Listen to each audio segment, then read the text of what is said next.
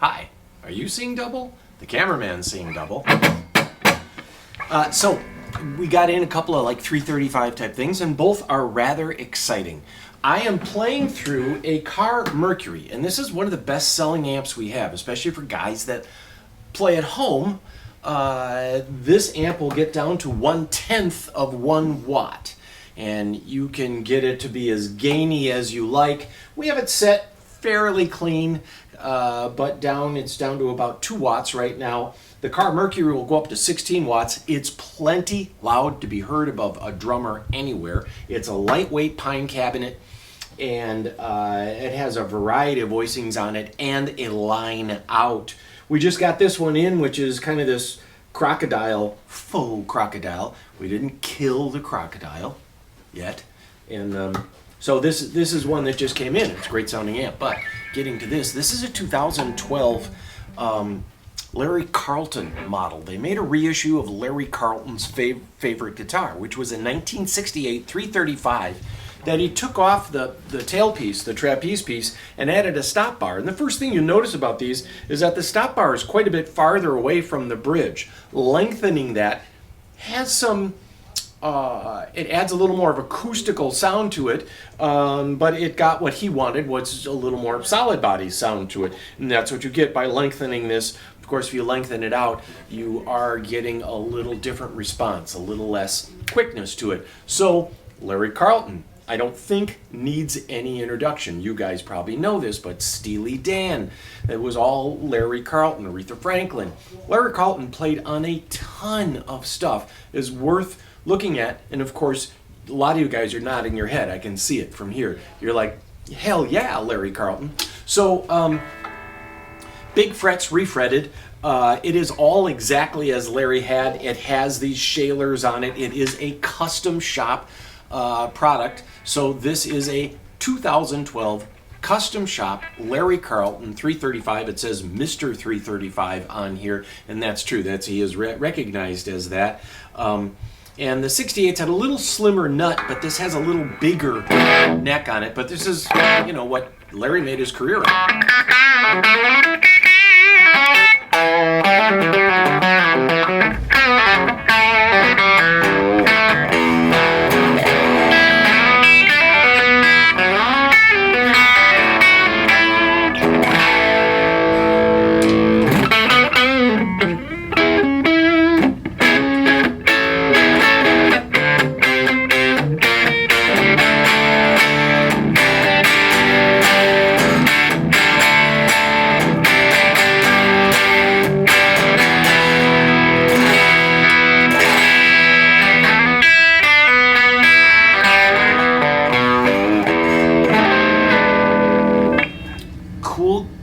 Guitar, cool color, and a lot of little details you pick up on this. The little gold index is out of here. It's got a graphite nut, that's Larry's bit. It's got these shaler tuners, that's Larry's bit. Larry probably had the regular Clusons on and took them off and put on the shalers, and made his career in this guitar. Even this little patch on the back, this is all a Larry Carlton detailed guitar, and you can see that on the back, and it's just a really great guitar, and nice frets on here too. This thing really feels fantastic. So there we go. This just came in, and this is, wait for it, 45. Okay, custom shop.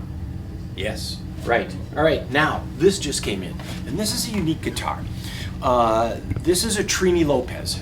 We can't fool you.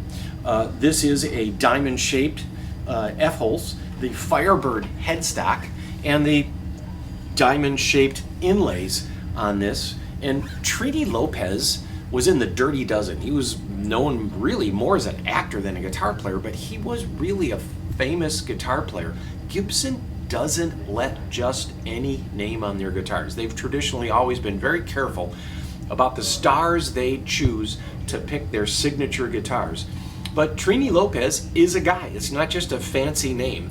Trini Lopez was somebody worth looking up, and he was a phenomenal singer-songwriter. And this guitar, being in 1965, We've talked about this before. 1965 is a year for Gibson guitars where a lot of changes occurred.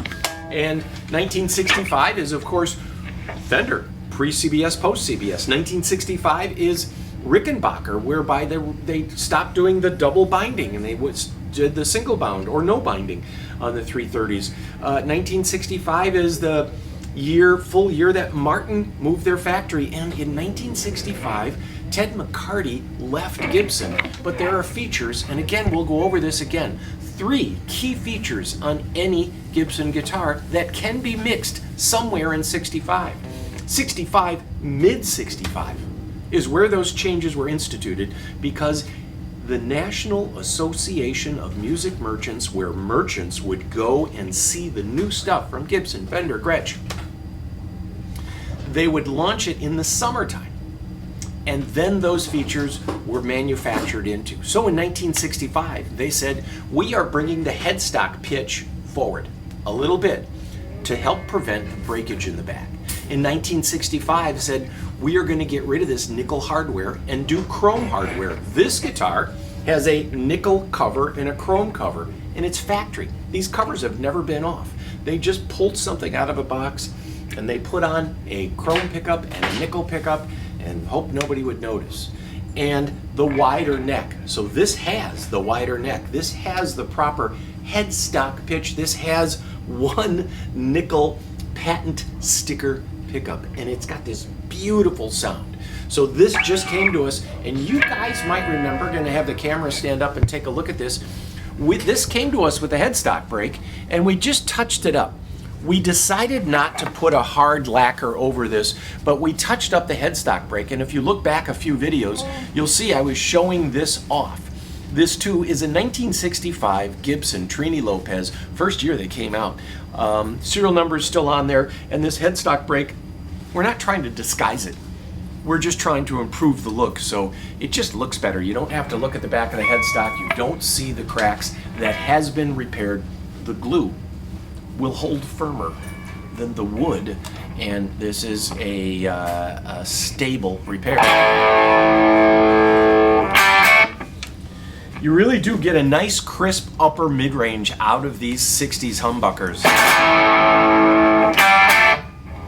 It just really has that.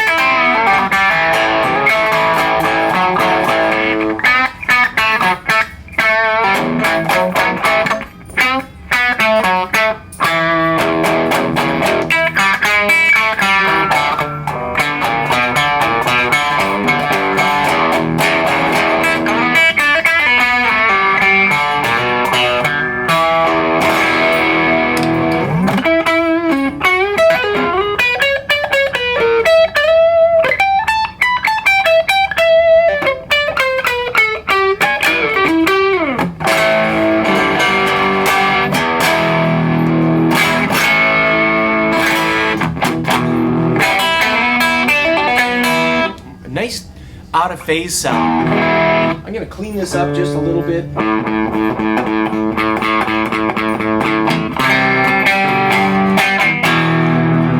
Two pickups.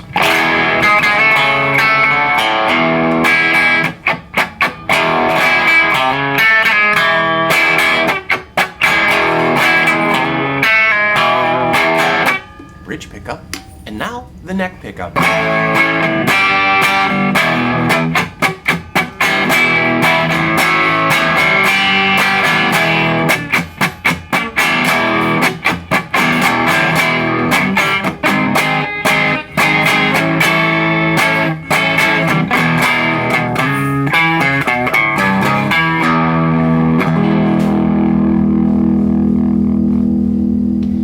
Beautiful guitar. This will be priced soon, and this is really a neat guitar. They didn't make very many in 65, but this has that big neck. It has one nickel pickup, which is cool. But both the pickups are the same generation. It's the same sticker. This is factory original. It's all straight. The tuners are straight. The pickups are straight. The headstock's been broken. There's a little bit of touch-up on the headstock on the front too, with that headstock brake that has been repaired and touched up, and we'll soon have it ready. It's not ready now, but you're not going to see this video for about a week from now, so we're going to do a little time twist on you. Now go look at the website and you'll see how much this is. And